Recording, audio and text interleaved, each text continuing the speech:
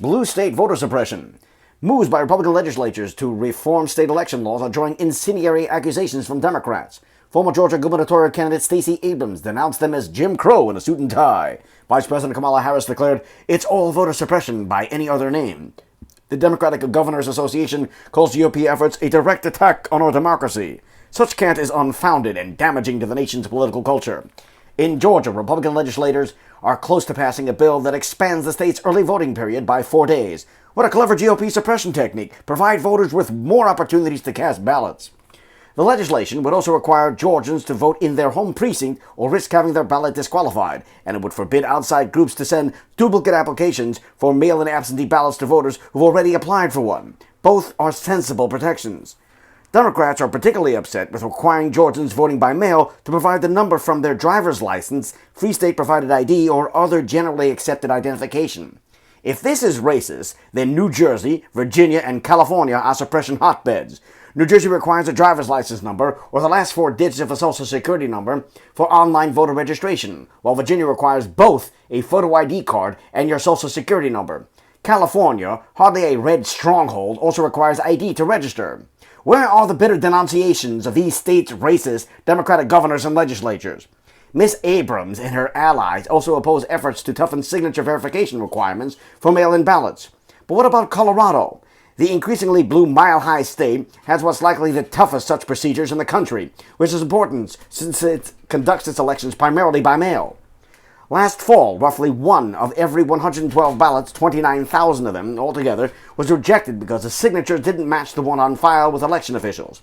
This was after voters were allowed to cure problems by responding to a text asking for a copy of, you guessed it, their driver's license or other photo ID bearing their signature. More than 11,000 did so. When will Colorado's Democratic governor and legislature be branded as vote suppressors?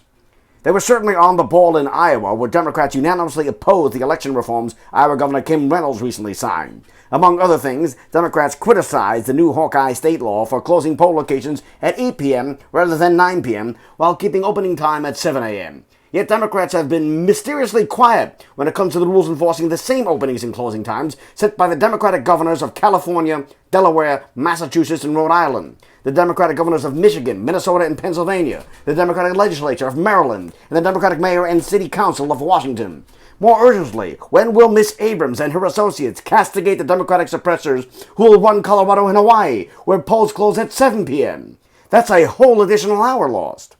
The Iowa law also drew fire from reducing the number of early voting days to 20 from 29. If this is evidence of suppression, what should we call the District of Columbia, Delaware, Hawaii, Maryland, New York, Wisconsin, and 15 other states, all with shorter in-person voting periods than Iowa? And what about Connecticut, Delaware, and New Jersey, none of which have early in-person voting at all? Will Ms. Abrams and Ms. Harris condemn these blue states as centers of voter suppression? Both Georgia and Iowa are continuing no-excuse mail-in absentee voting, a favorite of Ms. Abrams and Ms. Harris, and the Democratic left's anti-suppression brigade. But if they're really concerned about protecting these essential tool of democracy, they've missed a couple of suppression efforts.